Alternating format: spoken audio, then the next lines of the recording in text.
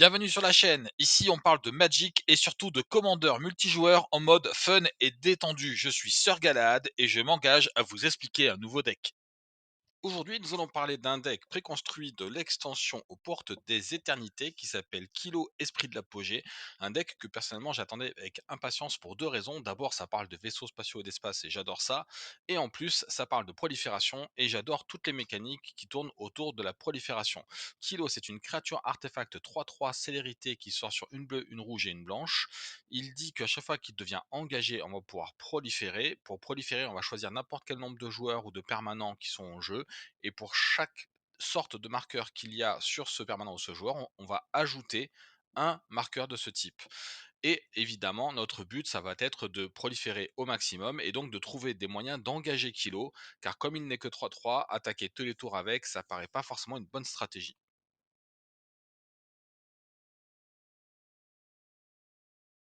On va commencer par ces deux cartes parce qu'elles sont des mécaniques qui sont nouvelles dans l'extension aux portes des éternités et bien entendu qui vont être très importantes dans notre plan de jeu.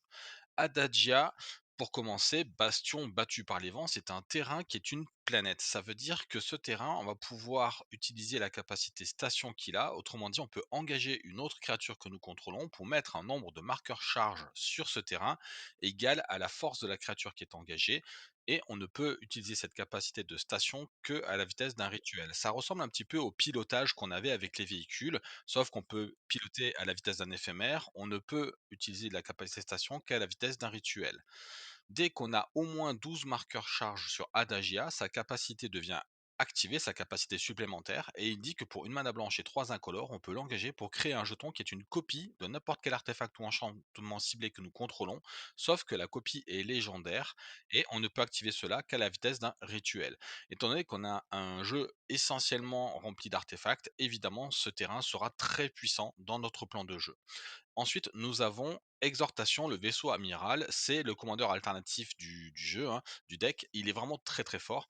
Donc, c'est un vaisseau spatial. Ça veut dire que par défaut, c'est juste un artefact qui n'a aucune capacité particulière. Il va falloir qu'on utilise la capacité station pour mettre des marqueurs charge dessus. Mais dès qu'on a mis au moins un marqueur charge, ce qui est quand même extrêmement facile, il suffira d'engager notre commandeur pour lui en mettre 3. Il dit qu'au début du combat, pendant notre tour, on va pouvoir mettre à notre, convenance, soit un marqueur +1/+1, soit 2 marqueurs charge sur jusqu'à un autre artefact ciblé. Donc c'est évidemment très, très fort et surtout quand on se met à proliférer. Ensuite, on va pouvoir avoir, dès qu'il a 8 marqueurs charge ou plus sur lui, une créature 5/5 vol qui dit que tous les autres artefacts que nous contrôlons gagnent la défense talismanique et l'indestructible. Et là, c'est vraiment devenu extraordinairement puissant puisque quasiment toutes les cartes de notre jeu deviennent impossibles à détruire ou à cibler. Ces 3 cartes ont vocation à faire quelque chose qui est l'équivalent grosso modo de piocher, c'est-à-dire avoir du card d'avantage, creuser des cartes dans notre bibliothèque, mais en nous permettant de pouvoir engager notre commandeur. Le belligérant, pour commencer, c'est un véhicule qui est 5/5 et il faut engager une créature qui a 3 ou plus en force pour qu'il devienne une créature. Sinon, c'est juste un artefact. Donc, comme il a pilotage 3 et que notre commandeur a 3 en force, ça tombe bien, il est parfait. Il dit qu'à chaque fois qu'on va attaquer avec lui, on va créer un jeton trésor. Déjà, rien que ça, je trouve ça très très bien. Et en plus, jusqu'à la fin du tour, on peut regarder la carte du dessus de notre bibliothèque à tout moment et nous pouvons jouer des terrains et lancer des sorts depuis le dessus de notre bibliothèque, ce qui va évidemment considérablement accélérer notre plan de jeu puisqu'on pourra garder les cartes qu'on a dans notre main et jouer les cartes de dessus de la bibliothèque à la place, ce qui est l'équivalent plus ou moins de piocher. Évidemment, on va aussi faire la même chose avec la baleine lunaire. Donc, c'est un véhicule qui a pilotage 1, c'est encore mieux, mais de toute façon, ça suffisait d'avoir pilotage 3 pour notre cas. Il est 3/5 avec le vol, donc en plus, il a une capacité d'évasion qui fait qu'il sera encore plus facile d'attaquer avec. Il nous permet de regarder le dessus de notre bibliothèque à tout moment. Bon, ça n'a pas un énorme intérêt dans notre plan de jeu. Par contre, il nous permet surtout, si jamais il a attaqué, de pouvoir jouer la carte du dessus de notre bibliothèque. Et ça, évidemment, c'est très intéressant et c'est ça qui nous intéresse. Ensuite, nous avons le navire de recherche du Tros. Alors là, il s'agit d'un vaisseau spatial, donc c'est la capacité station qui va nous permettre d'engager notre commandeur. Et la première capacité de Utros, il lui faut 3 marqueurs charge pour la déclencher. Ça tombe bien, encore une fois, notre commandeur a 3 en force. Et il dit qu'à chaque fois qu'on va lancer un sort d'artefact, on va pouvoir piocher une carte et rajouter un marqueur charge sur ce vaisseau spatial. C'est extrêmement fort parce qu'on va lancer beaucoup de sorts d'artefacts, donc à chaque fois, ça va nous rembourser en piochant une carte. Petite synergie intéressante avec les deux autres que l'on vient de voir, donc le belligérant et la baleine lunaire. Si jamais on lance un sort d'artefact depuis le dessus de notre bibliothèque, on va en plus pouvoir piocher une carte, ce qui fait double avantage. Si jamais on arrive à avoir 12 marqueurs charge sur notre navire de recherche du Tros, alors il devient une créature 0,8 avec le vol qui gagne +1/+0 pour chaque artefact que nous contrôlons, c'est-à-dire que ça peut très rapidement devenir une créature très oppressante pour nos adversaires. C'est une très bonne carte pour seulement 3 mana, il nous fait piocher et en fin de partie ou en milieu de partie, ça devient une menace très très violente de façon aérienne en plus, donc pas forcément facile à gérer pour les adversaires. On va commencer avec le père de l'aube cuirassé de Sol Étoile. Cet artefact vaisseau spatial est vraiment très synergique dans notre plan de jeu puisqu'il va nous permettre de pouvoir engager notre commandeur pour mettre des marqueurs charge dessus. Notre commandeur nous permettant de proliférer, on ira plus rapidement aux 10 marqueurs charge nécessaires pour activer sa première capacité qui dit qu'à chaque fois qu'on va attaquer, peu importe avec quoi on attaque, on fait 100 points de dégâts à une créature ou à un planewalker ciblé. En général, ça détruit tout ce qui bouge. Et dès qu'il a 20 marqueurs charge sur lui, on va obtenir une 20-20 vol. Pour 5 mana au départ, c'est extrêmement puissant, évidemment. Ensuite, nous avons la canonnière du faiseur de guerre. C'est un artefact qui sort sur une rouge et deux incolores. C'est aussi un vaisseau spatial. Quand il arrive en jeu, il fait autant de points de dégâts à une créature ciblée que le nombre d'artefacts qu'on contrôle, donc c'est très intéressant, très bon sort de gestion. Et en plus, dès qu'il aura 6 marqueurs charge sur lui, on obtient une créature 4-3 avec le vol, ce qui est quand même très sympathique. Le tribunal du conclave a la convocation, c'est ce qui nous intéresse, puisqu'on va pouvoir engager notre commandeur pour pouvoir payer son coût, et dès qu'il arrive en jeu, on va pouvoir exiler n'importe quel permanent non terrain ciblé qu'un adversaire contrôle. Ça fait le taf, et ça fait vraiment tout ce qu'on a envie de faire dans cette partie de notre plan de jeu. Alors, ces 2 cartes ne sont pas des artefacts, mais elles synergisent vraiment très très bien avec notre plan de jeu. Pour commencer, le grand architecte, il dit que toutes les créatures bleues que nous contrôlons sont +1/+1. On l'a vu, notre commandeur est bleu, ça veut dire qu'il devient une 4/4, et donc quand il va faire station sur nos vaisseaux spatiaux, il va leur mettre davantage de marqueurs charge, et il va aussi augmenter toutes les autres créatures bleues que nous avons dans le jeu. Il y en a quelques-unes des très intéressantes, notamment certains vaisseaux spatiaux qu'on vient de voir passer juste avant étaient bleus. En plus, il peut dire que la créature artefact ciblée devient bleue jusqu'à la fin du tour pour une mana bleue. Ça, c'est plus anecdotique, on va dire. Et enfin, il nous permet d'engager une créature bleue dégagée que nous contrôlons pour ajouter 2 mana incolores à notre réserve. On ne peut dépenser ces manas que pour lancer des sorts d'artefacts ou activer des capacités d'artefacts. L'immense majorité des cartes de notre jeu sont des artefacts de toute façon, donc ce sera toujours très intéressant. Et surtout, ça nous permet de pouvoir engager notre commandeur à tout moment et même pendant le tour d'un adversaire, et donc de pouvoir proliférer à tout moment. C'est évidemment très intéressant dans notre plan de jeu. Ensuite, nous avons un enchantement de type pièce, donc ça c'est des enchantements qui étaient sortis, il y a pas si longtemps que ça. Nous, ce qui nous intéressera, c'est de jouer l'enchantement pour sa partie gauche dans un premier temps, donc ça veut dire que l'autre salle sera verrouillée, l'autre pièce sera verrouillée quand l'enchantement arrive en jeu. On va donc payer une mana blanche et 3 incolores, et la partie gauche sera déverrouillée en arrivant. La partie gauche dit que tous les sorts de créatures que nous lançons ont la convocation, donc c'est-à-dire qu'on peut engager nos créatures pour payer une partie du coût de mana de ces sorts, ou même l'intégralité si on a assez de créatures pour ça. Et donc surtout de pouvoir engager notre commandeur, et comme il est blanc, bleu et rouge, on pourra quand on l'engage prendre soit une mana blanche, soit une mana bleue, soit une mana rouge pour payer le coût d'invocation de nos créatures. C'est évidemment très intéressant. Et la deuxième salle, on la déverrouillera dès que l'on aura la possibilité de le faire. On peut le faire qu'à la vitesse d'un rituel, rappelez-vous. Donc pour une mana blanche et 2 incolores, on déverrouillera la deuxième partie de cet enchantement qui dit qu'on va dégager nos créatures à chaque étape de dégagement de chaque autre joueur. Et quand on comprend comment ça fonctionne en synergie avec le grand architecte, on obtient le fait qu'on va pouvoir dégager notre commandeur autour de chaque adversaire et le réengager pour prendre 2 mana incolores au même tour de chaque adversaire, ou piloter un véhicule ou n'importe quoi d'autre qu'on verra, et donc proliférer une fois par tour de jeu complet. C'est extrêmement intéressant. Si on joue à 4, quand on revient à nous, on a proliféré 4 fois, vous imaginez à quel point c'est fort. Les 2 prochaines cartes sont aussi basées sur la mana, mais elles par contre, elles sont des artefacts. Nous avons pour commencer l'ascenseur d'éternité, un artefact qui pour ma part je trouve absolument extraordinaire. Bon déjà il coûte 5, et quand on l'engage il nous donne 3 mana incolores, ce qui rien que s'il faisait que ça serait déjà très très bien. C'est un vaisseau spatial, donc il a la capacité station, donc on va pouvoir engager nos créatures pour mettre des marqueurs dessus, et évidemment donc engager notre commandeur pour proliférer. Et dès lors qu'il aura au moins 20 marqueurs sur lui, on pourra l'engager pour prendre autant de mana d'une couleur choisie que le nombre de marqueurs charge qu'il y a sur lui. C'est-à-dire que comme il aura au moins 20 marqueurs quand on va activer cette capacité, il va nous donner 20 mana lorsqu'on l'engage. 20 mana d'une seule couleur que l'on choisit. C'est incroyable.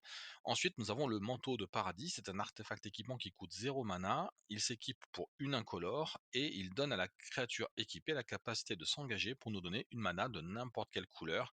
Évidemment, mis sur notre commandeur, c'est parfait. Ça va nous permettre de pouvoir engager notre commandeur pour de la mana, ce qui est très très bien, pour proliférer, ce qui est encore mieux, et de le faire surtout quand on veut, à la vitesse d'un éphémère, voire mieux, parce que c'est une source de mana. Ensuite, le trône draconique de Tarkir, c'est un équipement qui sort sur 4 mana incolore et qui dit que la créature équipée gagne le défenseur et pour 2 incolores on peut l'engager pour dire que toutes nos autres créatures gagnent piétinement et plus X jusqu'à la fin du tour, X étant la force de la créature équipée. Notre commandeur a une force de base de 3, ce qui veut dire que pour 2 mana on l'engage et on donne plus 3 piétinement à toutes nos créatures. C'est évidemment extrêmement fort, d'autant qu'on va proliférer en plus au moment où on l'engage, ce qui veut dire qu'en plus du plus X, si nos créatures ont des marqueurs plus en plus 1 sur elles, elles vont même prendre beaucoup plus. Enfin un de plus. Ensuite, nous avons un autre, vaisseau spatial encore, la frégate de classe Lumen que personnellement je trouve très, très bien. Elle sort sur seulement une blanche et une incolore. Dès qu'elle a 2 ou plus en marqueur charge dessus, on va avoir plus un sur toutes nos autres créatures. Petite synergie intéressante du coup avec le trône. Et dès qu'elle arrive à 12 ou plus, elle devient une 3-5 vol lien de vie. Et reconnaissez qu'une 3-5 vol lien de vie qui donne plus un à toutes nos autres créatures pour seulement une mana blanche et une incolore, c'est quand même très très fort. Et en plus, ça nous permet de pouvoir engager notre commandeur tous les tours sans aucun problème. On clôt ce chapitre par un véhicule qui a pilotage 2, qui est une 4x4 vol, ce que je trouve vraiment très très bien déjà, hein, pour 4 mana incolore. Et quand il arrive en jeu, on crée un jeton de créature bleue extraterrestre 0-0 sur lequel on met un marqueur plus un. Donc c'est déjà à chaque fois qu'on va proliférer avec notre commandeur, on va pouvoir le faire grandir, c'est très intéressant.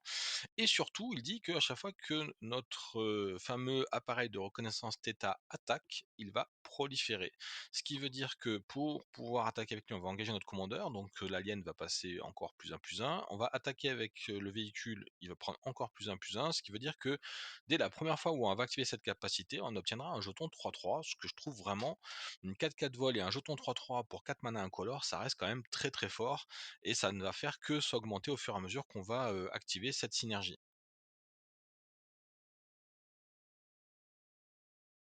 Commençons par trois artefacts qui synergisent très très bien avec notre commandeur. Le calice toujours ruisselant et la cornucopée astrale arrivent toutes les deux avec un certain nombre de marqueurs charge en fonction de la mana qu'on a investi pour les lancer. Et ils vont nous donner une quantité de mana qui dépend du nombre de marqueurs charge qu'ils ont sur eux. Donc à chaque fois qu'on va proliférer avec notre commandeur, on va pouvoir rajouter des marqueurs charge sur eux afin de pouvoir avoir de plus en plus de mana. L'auto-générateur renforcé fonctionne un peu sur le même principe, sauf que lui, on ne peut pas rajouter des marqueurs charge au moment où on le lance, il se rajoute automatiquement au moment où on l'utilise. À chaque fois qu'on va l'utiliser, on va rajouter un marqueur charge dessus et gagner autant de mana que le nombre de marqueurs charge qu'il y a dessus. Et bien sûr, grâce à la prolifération, on va pouvoir accélérer ce processus. Ces trois artefacts peuvent rapidement nous donner énormément de mana si notre plan de jeu fonctionne bien. Joyra, l'innovatrice sans âge, n'est pas réellement une source de mana, mais elle va nous permettre d'économiser de la mana, donc ça revient plus ou moins au même. À chaque fois qu'on va l'engager, on pourra mettre deux marqueurs ingénuité sur Joyra, on va pouvoir proliférer pour rajouter des marqueurs supplémentaires bien entendu, et ensuite on pourra mettre sur le champ de bataille une carte d'artefact avec une valeur de mana inférieure ou égale à X depuis notre main, X étant le nombre de marqueurs ingénuité qu'il y a sur Joyra. Ce qui veut dire qu'on va pouvoir jouer nos artefacts sans les lancer, donc ils ne seront pas contrables par des contresorts, c'est déjà très intéressant. On va pouvoir les jouer à n'importe quel moment, puisqu'on peut engager Jaira pendant le tour d'un adversaire et mettre en jeu un artefact par surprise. C'est extrêmement intéressant et synergique dans notre plan de jeu. Et une fois qu'on aura vraiment beaucoup de marqueurs charge sur elle, si on n'a pas besoin de l'engager pour jouer un artefact de notre main, on pourra toujours s'en servir pour mettre des marqueurs charge sur un vaisseau spatial ou piloter un véhicule. Bref, c'est toujours une très très bonne créature, surtout que comme elle coûte peu en mana, si on l'a en main de départ, elle va vraiment accélérer considérablement notre plan de jeu. Ensuite, nous avons le Pantode prismatique. Alors lui, c'est un peu plus compliqué d'utiliser parce que il va arriver normalement avec deux marqueurs charge sur lui. Comme il a solarisation et que son coût en mana est 2, on pourra payer deux manas de couleurs différentes pour qu'il arrive avec deux marqueurs charge. À chaque fois qu'on lui retire un marqueur charge, on va pouvoir ajouter une mana de la couleur de notre choix. Mais notre but, c'est de toujours laisser au moins un marqueur charge sur lui pour qu'on puisse en rajouter ensuite en proliférant. En fait, dès lors qu'on a une source de prolifération efficace et régulière, ça veut dire que que, grosso modo, à chaque fois qu'on va proliférer, on gagnera une mana qui en plus sera stockée pour éventuellement plus tard si on n'en a pas besoin tout de suite. C'est donc très très fort. Mais pas forcément toujours facile à utiliser parce que si on ne peut pas proliférer, eh bien on va devoir se contenter d'utiliser moins de mana que ce que l'on voudrait parce qu'on devra toujours garder au moins un marqueur charge sur le Pantode. Le remport cristallin, quant à lui, varie avec un nombre de marqueurs plus 1 égal à la quantité de couleurs de mana différentes qu'on a utilisées pour le lancer. C'est-à-dire que si on a payé une blanche, une bleue, une rouge, plus n'importe quelle autre couleur, il va arriver avec 3 marqueurs plus 1 sur lui. On peut l'engager pour lui rajouter des marqueurs, donc le faire grandir tout seul. On peut proliférer, bien sûr, pour lui rajouter aussi des marqueurs. Et on peut retirer ces marqueurs à tout moment pour ajouter de la mana. Il va nous servir essentiellement à 2 choses. D'abord, il va grossir très, très vite, donc on va pouvoir s'en servir soit pour combattre, soit pour mettre beaucoup de marqueurs charge sur nos vaisseaux spatiaux et ensuite il va pouvoir nous donner éventuellement beaucoup de mana si on a besoin de beaucoup de mana. Le mécanote enthousiaste et le sculpteur d'Etherium sont tous les deux des créatures artefacts, donc déjà c'est des artefacts et ça nous intéresse dans notre plan de jeu, qui réduisent le coût de mana de nos sorts d'artefacts de une mana incolore. Ils n'ont pas besoin d'être engagés ou quoi que ce soit pour être actifs et efficaces, ce qui veut dire qu'on va pouvoir les utiliser pour piloter nos vaisseaux spatiaux ou nos véhicules. Ensuite, nous avons l'artefact Matrice solaire qui sort sur 3 et nous donne une mana de n'importe quelle couleur lorsqu'on l'engage. Et surtout, qui dit que la prochaine fois qu'on lance un sort d'artefact ce tour-ci, il gagne la solarisation. C'est-à-dire que si c'est une créature, il arrive en jeu avec un marqueur plus 1 pour chaque type de couleur qui a été utilisé pour lancer le sort. Et si c'est artefact non créature, il va arriver avec un nombre de marqueurs charge équivalent. C'est-à-dire que normalement, si on lance par exemple notre commandeur qui sort sur une blanche, une bleue, une rouge, il va arriver avec 3 marqueurs plus 1 sur lui et il sera donc 6-6, ce qui veut dire que quand il va être utilisé pour piloter ou pour mettre des marqueurs charge sur un vaisseau spatial, il sera beaucoup plus efficace. C'est vraiment un artefact qui va être extrêmement puissant dans notre plan de jeu.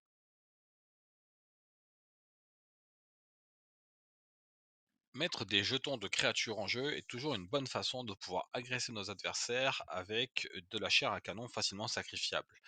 Dans cette optique, nous avons pour commencer Samy, ingénieur de vaisseau. C'est une 2-4 qui dit qu'au début de notre étape de fin, si nous contrôlons deux ou plus créatures qui sont engagées, on crée un jeton engagé de créature qui est un robot artefact de 2.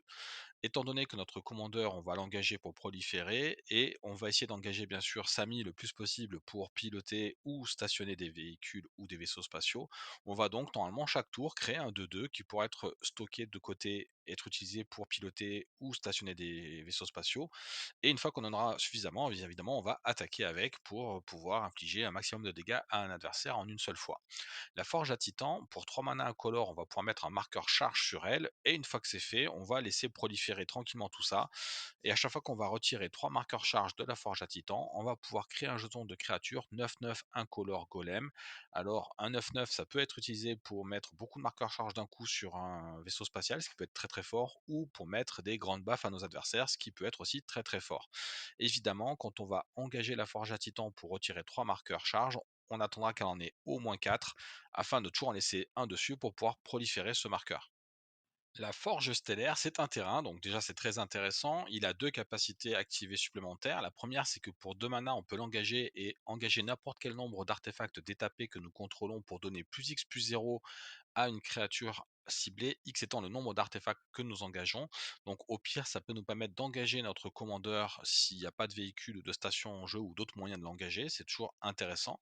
Et surtout, si on n'a rien à faire de notre mana, pour 5 mana, on peut l'engager pour créer un jeton de créature 2-2, robot.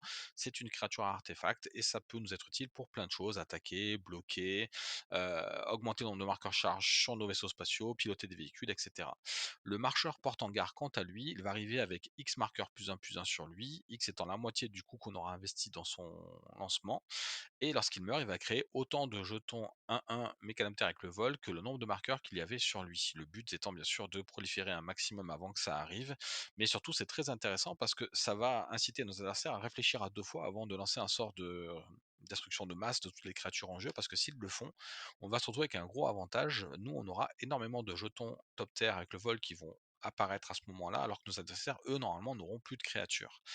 Ensuite, on peut l'engager pour mettre des marqueurs plus 1 sur lui, et on pourra aussi s'en servir, vu qu'il aura rapidement un body assez important, on pourra rapidement s'en servir pour mettre beaucoup de marqueurs charge sous nos vaisseaux spatiaux.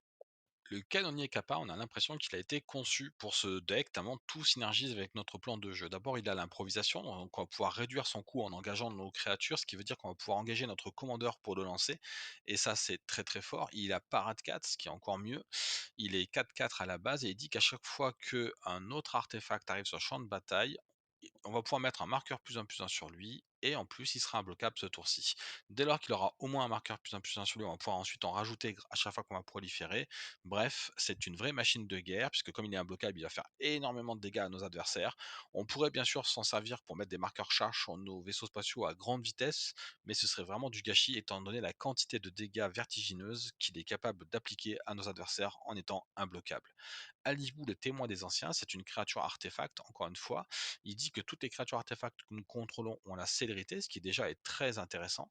Et surtout, il dit à chaque fois qu'au moins une créature artefact que nous contrôlons attaque, lui il va faire X points de dégâts à n'importe quelle cible et on appliquera regard X, X étant le nombre d'artefacts engagés que nous contrôlons. Donc tous les petits artefacts créatures qu'on va engager pour piloter ou mettre des marqueurs charge sur nos vaisseaux spatiaux et tous les artefacts qui nous donnent de la mana qu'on engage pour de la mana vont être synergiques avec cet effet. C'est extrêmement fort et surtout le regard X va nous permettre de pouvoir aller chercher la carte qu'il nous faut parmi les X prochaines. Des fois ce X sera important, ça peut être 6, 7, 8 cartes, c'est très très fort.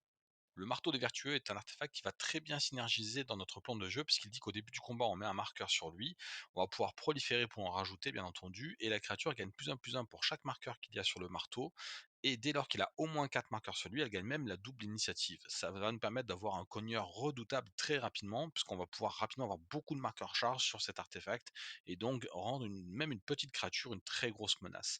L'éveilleur à cyberréacteur, alors il coûte un peu cher, il coûte 6 mana pour une 4-4 vol, c'est un peu cher, mais il aura deux effets très impactants. Le premier, c'est qu'il va donner le vol à toutes nos autres créatures artefacts, donc déjà ça c'est très très fort. Et surtout, sa deuxième capacité, c'est lorsqu'il arrive en jeu, tous nos artefacts non créatures vont devenir des créatures artefacts 4-4 qui auront donc le vol. Si nous avons beaucoup d'artefacts non créatures en jeu au moment où il arrive, ça peut éventuellement nous permettre de faire une attaque surprise relativement violente, voire même achever un adversaire qui est un peu bas en vie.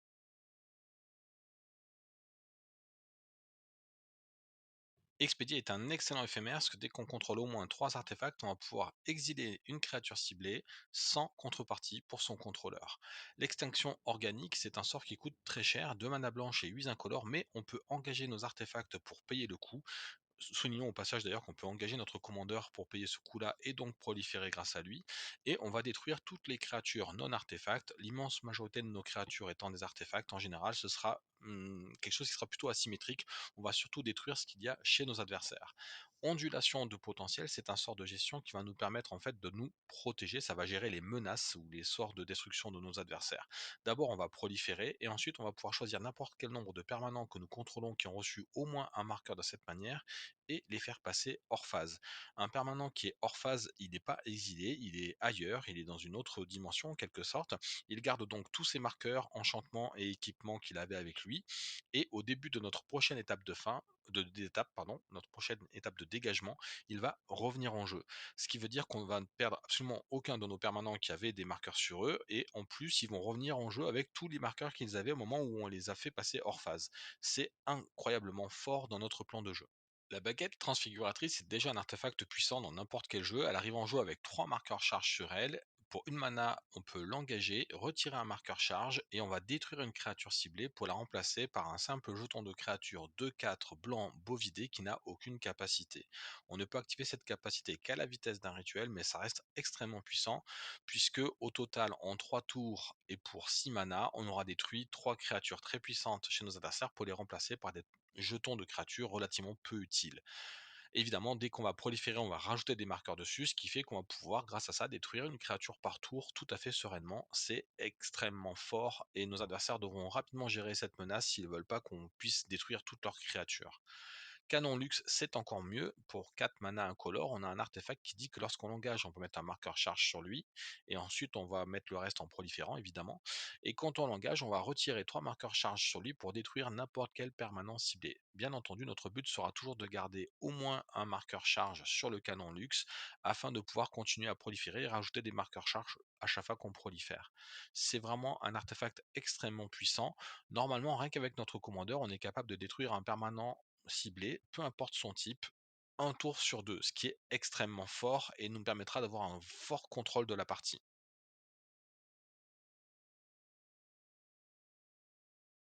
Augure expérimental et Paris de Tézéret sont 2 cartes qui vont nous permettre de piocher, mais surtout qui nous font proliférer. Elles sont toutes les 2 très synergiques dans notre plan de jeu, bien entendu. Chercher des fragments est un rituel qui est une simple uncommon et je la trouve incroyable. Elle va nous permettre à la fois d'aller chercher n'importe quelle carte d'artefact dans notre bibliothèque, de la révéler et de la mettre dans notre main. C'est donc un tuteur d'artefacts, je trouve ça vraiment très très fort. Et en plus, ça nous permet de récupérer un artefact de notre cimetière et de le remettre aussi dans notre main. Tout ça en une seule carte, c'est vraiment une dinguerie cette carte. Le surveillant des pensées, c'est une 2-2 vol qui nous fait piocher 2 cartes lorsqu'il arrive en jeu et qui potentiellement, comme il a l'affinité pour les artefacts, peut peut-être nous coûter qu'une seule mana bleue à jouer. En mid-fan game, c'est un très bon moteur de pioche et ensuite on pourra l'utiliser pour piloter, mettre des marqueurs sur nos vaisseaux spatiaux ou si on arrive à lui mettre des marqueurs plus un sur lui, on aura un gros bébé qui a le vol et c'est toujours bon à prendre. Le moteur de l'exhortation est un artefact incroyable. Il ressemble un petit peu à l'anneau unique, mais je trouve qu'il est quasiment mieux. Pour 2 mana, on engage, on met un marqueur charge sur lui, et ensuite on pioche autant de cartes qu'il a de marqueurs charge. Alors attention à pas trop proliférer dessus, parce qu'on risque de piocher beaucoup trop de cartes, et voire même de ne plus pouvoir s'en servir à cause de ça. Mais bon, on a tellement envie de le faire que c'est c'est trop dur de résister à cette tentation. Il est incroyable cet artefact, vraiment. Joira, capitaine de l'Aquilon, elle est simple et efficace. On pioche une carte à chaque fois qu'on lance un sort historique, sachant que tous les sorts d'artefacts et les sorts légendaires qu'on va lancer sont des sorts historiques. La passionnée de géologie, enfin pour finir, c'est une carte que j'apprécie énormément, pourtant elle est très peu jouée. Au début de notre étape de fin, on va créer un jeton lithoforce engagé. C'est un artefact qui nous donne une mana incolore qui ne peut pas être utilisé pour lancer des sorts non artefacts. Donc on peut s'en servir soit pour lancer des sorts artefacts, soit pour activer des capacités. Et notamment, elle a elle-même une capacité qui coûte 6 mana et qui dit qu'on pioche une carte et on met un marqueur plus un sur elle. Et une fois qu'elle a au moins un marqueur plus un, on va bien sûr pouvoir la faire grossir en proliférant. Elle est 2-5, elle a donc pas énormément de force, ce qui veut dire qu'elle va pas beaucoup piloter ou mettre de marqueurs charge sur nos vaisseaux spatiaux au départ, mais elle va vite grandir et surtout 5 de body, c'est une bonne créature pour la défense. Ça reste quelque chose qui donne de la mana, qui donne de la pioche, qui peut grossir, c'est très synergique dans notre plan de jeu. Moi, j'aime bien cette carte. Mais non, la main droite, c'est une créature 3-4 avec le vol. Si on arrive à lui mettre un marqueur plus un dessus et proliférer, ça pourra même devenir une grosse menace pour nos adversaires. Mais c'est pas sa principale fonction dans notre jeu, bien entendu. Il dit qu'on peut regarder la carte du dessus de notre bibliothèque à tout moment et qu'on peut lancer les sorts d'artefacts depuis le dessus de notre bibliothèque. Rien que ça, déjà, c'est vraiment très très fort parce qu'on a beaucoup d'artefacts dans notre jeu. Ça va donc beaucoup accélérer notre capacité à jouer des artefacts. Mais en plus, il dit que tous les artefacts que nous contrôlons peuvent être engagés pour donner une mana bleue. Sauf que cette mana ne peut être utilisée que pour lancer des sorts depuis ailleurs que notre main, donc là en l'occurrence depuis le dessus de notre bibliothèque. Ça nous permet de pouvoir aussi engager notre commandeur pour qu'il nous donne une mana bleue. C'est extrêmement synergique avec notre plan de jeu encore une fois. Ensuite, nous avons un autre artefact qui est vraiment très très puissant, je trouve, personnellement, c'est le détecteur longue portée. Pour une rouge et 2 incolores, il dit qu'à chaque fois qu'on attaque un joueur, on va mettre un marqueur charge sur lui. Donc si on attaque au moins 2 joueurs, on met 2 marqueurs charge directement. Et pour une incolore, on peut retirer 2 marqueurs charge de l'artefact pour faire découvrir 4. On peut faire ça qu'à la vitesse d'un rituel. Découvrir 4, ça veut dire que nous allons exiler les cartes du dessus de notre bibliothèque jusqu'à ce qu'on révèle une carte non terrain dont le coût de mana est inférieur ou égal à 4. Et ensuite, on va pouvoir lancer ce sort sans payer son coût de mana et mettre tout ce qui n'a pas été lancé sous la bibliothèque. C'est extrêmement puissant et dès qu'on va proliférer, bien sûr, on va toujours essayer de garder au moins un marqueur sur cet artefact pour pouvoir proliférer dessus. On va pouvoir lancer des sorts pratiquement gratuitement, tous les tours grâce à lui. C'est très, très, très, très puissant. Enfin, pour finir, le sceptre du magistrat, c'est pas tout à fait de la pioche, c'est encore mieux, mais je l'ai mis dans cette catégorie parce qu'il rentre pas vraiment dans n'importe quel autre. Alors, c'est un artefact qui coûte 3 et pour 4 mana, on va mettre un marqueur charge sur lui. Donc ça coûte quand même très cher, c'est 7 mana en tout. Néanmoins, une fois qu'il a un marqueur charge, on va pouvoir proliférer pour en mettre davantage et ensuite, une fois qu'on va l'engager, on pourra retirer 3 marqueurs charge et on aura tout simplement un tour supplémentaire. On va donc dégager tous nos terrains, toutes nos cartes, piocher, enfin bref, jouer un tour complet supplémentaire. C'est si on arrive à proliférer suffisamment, c'est vraiment une carte qui peut donner la victoire très, très vite. C'est incroyablement puissant.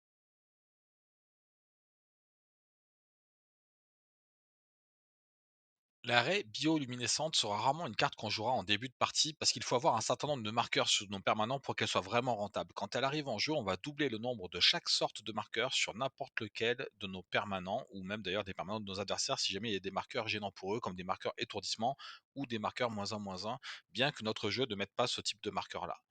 La défense ingénieuse, enfin, c'est un enchantement qui est extrêmement pratique et il va nous dire qu'à chaque fois qu'un permanent que nous contrôlons quitte le champ de bataille, s'il avait des marqueurs sur lui, on peut mettre ces marqueurs sur un permanent ciblé que nous contrôlons et en plus, pour une mana blanche et 4 incolores, on peut déplacer n'importe quel nombre de marqueurs d'un permanent ciblé qu'on contrôle sur un autre permanent ciblé que l'on contrôle.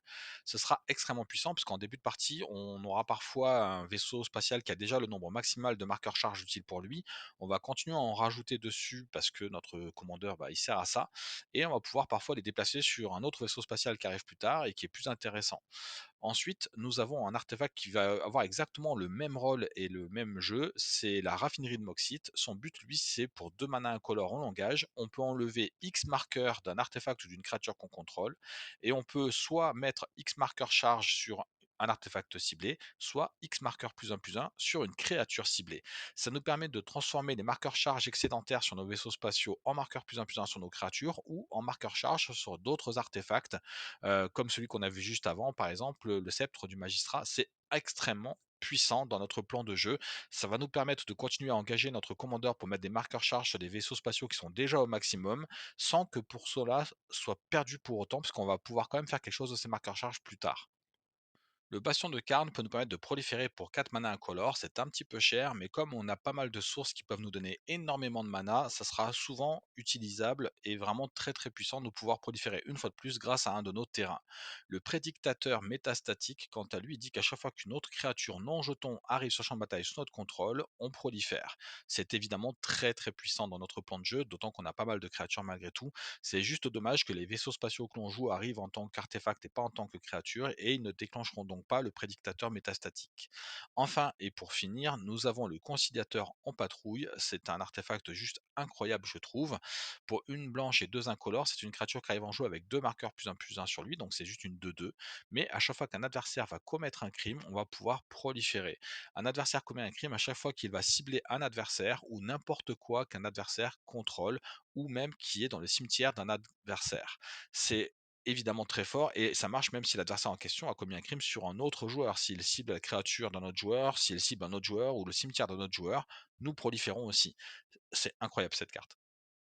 Le contrôleur de surcharge fonctionne un petit peu comme la carte qu'on a vue juste avant, sauf que lui, ce sont avec les artefacts. À chaque fois qu'un autre artefact non jeton entre en jeu, on peut proliférer. C'est évidemment très puissant dans notre plan de jeu. Tekuta, le Dominus des enquêtes, quant à lui, en plus d'avoir le vol et d'être 3/5, ce qui peut être intéressant puisqu'on va pouvoir lui mettre des marqueurs plus 1 et proliférer pour le rendre très fort, dit qu'à chaque fois qu'on doit proliférer, on prolifère 2 fois à la place. Et évidemment, dans notre plan de jeu, c'est très très puissant. D'autant qu'on peut le rendre indestructible très facilement, soit en payant des points de vie et un mana incolore, soit en payant des manas bleus et un mana incolore. On peut retirer 3 marqueurs parmi les autres artefacts, créatures et planeswalkers que nous contrôlons pour mettre un marqueur indestructible sur lui. Et évidemment, c'est extrêmement puissant parce qu'avoir une créature avec le vol indestructible qui peut potentiellement grossir grâce au marqueur +1/+1 et qui en plus double les effets de la prolifération, en général, si on arrive à le gérer correctement, ça va nous donner beaucoup, beaucoup d'avantages sur nos adversaires.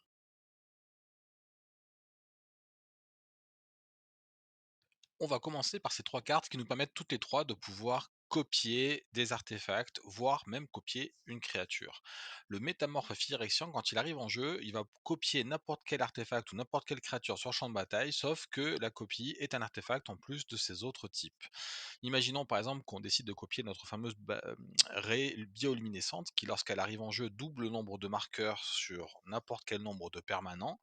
Ça devient donc une créature artefact, et grâce à Urza, prince de Krug, pour 6 mana incolore, on peut créer un jeton qui est une copie de n'importe quel artefact ciblé que nous contrôlons, sauf que la copie est une créature soldat 1/1 en plus de ses autres types, et donc on pourra copier la raie bioluminescente qui est devenue un artefact pour de nouveau doubler le nombre de marqueurs sur chacun de nos permanents. Enfin bref, il y a énormément de synergies et de choses qu'on peut faire avec ces moyens de copier nos artefacts. Je ne vais pas tous les décrire ici, c'est en jouant avec le deck que vous vous en rendrez compte. À chaque fois que vous sortirez une de ces cartes que vous pouvez faire des trucs vraiment très sympas avec. Notons au passage que Urza, Prince de Krug, a en plus le bon coup de donner plus 2 à toutes les créatures artefacts que nous contrôlons. Il transforme donc notre commandeur en une 5/5 de base, ce qui la rendra d'autant plus puissante quand elle va pouvoir attaquer ou quand elle va piloter nos vaisseaux spatiaux. Ces 3 cartes vont nous permettre de récupérer les artefacts de notre cimetière, ce qui est évidemment très intéressant dans notre plan de jeu parce qu'on joue beaucoup d'artefacts. La ruine ensevelie est un terrain qui nous permet, en le sacrifiant, de récupérer un artefact du cimetière directement dans notre main. Réveiller le passé, c'est un rituel qui va renvoyer sur champ de bataille directement toutes les cartes d'artefacts de notre cimetière et leur donner la célérité. S'il y a eu un sort de destruction de masse, ça peut même parfois nous donner la victoire. C'est vraiment très très fort comme rituel. Et enfin, pour finir, le moteur de salut, c'est un véhicule qui est 6-10, qui dit que toutes les autres créatures artefacts que nous contrôlons sont +2/+2, ce qui est déjà très très fort. Malheureusement, il a pilotage 6, donc le commandeur ayant 3 en force, avec le bonus, il passe à 5. Ça suffisait pas pour animer le moteur de salut juste avec le commandeur. C'est pour ça que je ne l'ai pas mis dans la première partie. Néanmoins, dès qu'il est animé et qu'on attaque avec, on va pouvoir envoyer directement sur champ de bataille jusqu'à une carte d'artefact ciblée depuis notre cimetière. Le moteur de salut est une carte qui est extrêmement intéressante à copier avec Urza, Prince de Krug, parce que la copie devient une créature soldat 1/1 en plus de ses autres types. Il n'y a donc plus besoin de la piloter, c'est une créature. Et à chaque fois qu'on va attaquer avec, on pourra récupérer un artefact de notre cimetière et le remettre directement sur champ de bataille. Et en plus, chaque copie que l'on fera donnera +2/+2 à tous nos artefacts. La synergie entre ces deux cartes est vraiment très très puissante. Le brigadier d'acier est une créature très puissante dans notre plan de jeu. D'abord, il coûte rien à sortir, 2 mana incolore, c'est très facile de le mettre en jeu, même en début de jeu. À chaque fois qu'on va l'engager, on va mettre un marqueur +1/+1 sur chaque créature artefact que nous contrôlons. Et bien entendu, vu qu'on peut proliférer avec notre commandeur, on va pouvoir abuser de ce système et de cette mécanique pour mettre des marqueurs sur toutes nos créatures. Le noyau pompe, lui, nous permet de mettre des marqueurs charge sur un artefact ciblé en l'engageant. C'est très intéressant avec une synergie sur certaines de nos artefacts, comme par exemple, nous allons pouvoir mettre des marqueurs charge sur, la cornucopée astrale pour avoir beaucoup de mana, ou un marqueur charge, sur, la baguette transfiguratrice pour pouvoir détruire encore plus de créatures. Bref, il y a plein de synergies avec le noyau pompe. L'artillerie luxe est un artefact incroyablement fort dans notre jeu. À chaque fois qu'on va lancer un sort de créature artefact, il acquiert la solarisation, c'est-à-dire qu'il va arriver en jeu avec un nombre de marqueurs +1/+1 sur lui égal à la quantité de couleurs qu'on a utilisées pour le lancer. Donc si on lance le brigadier d'acier par exemple avec une mana bleue et une mana blanche, arrive en jeu avec 2 marqueurs +1/+1 sur lui. Donc c'est de base très intéressant, surtout qu'on va pouvoir proliférer ensuite pour ajouter ces marqueurs-là. Si on joue notre commandeur alors qu'on a l'artillerie luxe en jeu, il arrive avec 3 marqueurs +1/+1 sur lui, il est de base 6/6. Ça devient très intéressant, surtout qu'il a la célérité. Au début de notre étape de fin, s'il y a au moins 30 marqueurs parmi les artefacts et les créatures que nous contrôlons, alors l'artillerie luxe inflige 10 blessures à chaque adversaire. Si on peut copier l'artillerie luxe avec par exemple Urza, Prince de Krug, à lui seul, ça peut être une condition de victoire relativement rapide, voire même en un seul tour. Nous y voilà, chers amis, cette vidéo est maintenant terminée. J'espère qu'elle vous a plu. J'ai essayé de rester fidèle à l'esprit de base de ce deck préconstruit tout en l'améliorant et en améliorant sa synergie. En tout cas, je crois l'avoir fait. Je vous promets que c'est un deck qui est très amusant à jouer en tout cas. Et n'hésitez pas à l'essayer. Même s'il est peut-être légèrement moins rapide et moins frappant que l'autre préconstruit de l'extension aux portes des éternités, pour lequel j'ai fait une vidéo d'ailleurs la semaine dernière. Ça reste un deck très amusant à jouer et il mérite d'être essayé, vraiment. Je suis Sir Galad, il est temps pour moi de me dégager et de vous souhaiter à tous de bonnes parties. N'oubliez pas de mettre un petit pouce si vous avez aimé, de mettre un commentaire, ça me fait vraiment plaisir de lire vos commentaires et encore mieux de pouvoir partager éventuellement cette vidéo avec vos collègues, amis et autres joueurs afin que la chaîne gagne en popularité et devienne plus connue. Merci à tous.